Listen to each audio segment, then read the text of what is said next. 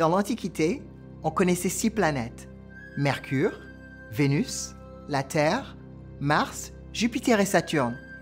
Il a fallu attendre jusqu'en 1781, pendant le siècle des Lumières, l'âge de l'amateur éclairé, pour que la 7e planète soit découverte.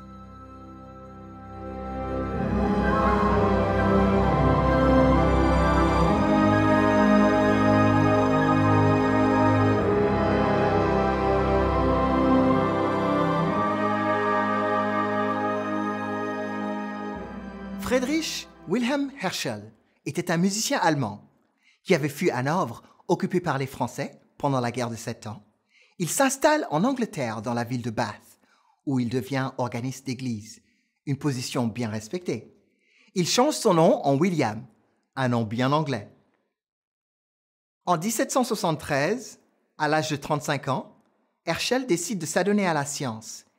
Il se procure un exemplaire de l'astronomie enseigné dans les principes de Newton, de James Ferguson et du traité d'optique de Robert Smith.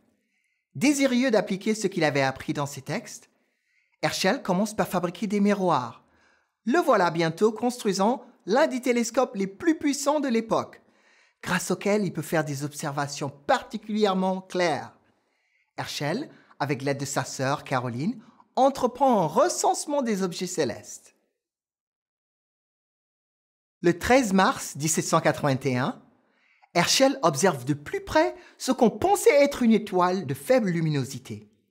Cet objet avait déjà été catalogué par d'autres astronomes comme 34 Tauri, la 34e étoile du Taureau. Cependant, grâce à son puissant télescope, Herschel l'observe avec un regard neuf.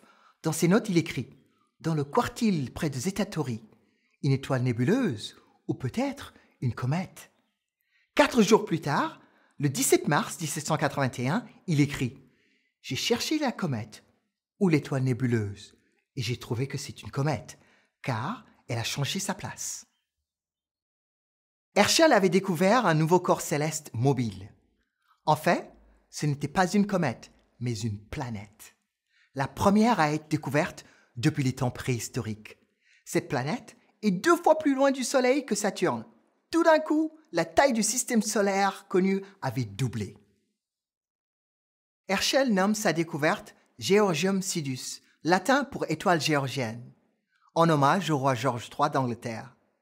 Plus tard, l'astronome allemand Johann Bode donnera à la planète son nom d'Uranus, suivant la tradition de nommer les planètes d'après les dieux grecs et romains. Uranus était le dieu du ciel dans la mythologie grecque. Tandis que la nouvelle de sa découverte se répand, Herschel devient célèbre du jour au lendemain. Et il est nommé astronome royal par George III. Il est élu membre, fellow, de la Royal Society et reçoit des contributions financières pour poursuivre son travail et construire d'autres télescopes. Herschel va également découvrir 2 des satellites d'Uranus. Son fils Jean leur donnera les noms d'Oberon et Titania, d'après le roi et la reine des fées, dans le songe d'une nuit d'été de William Shakespeare. La plupart des satellites d'Uranus découverts plus tard ont également reçu le nom de personnages de Shakespeare.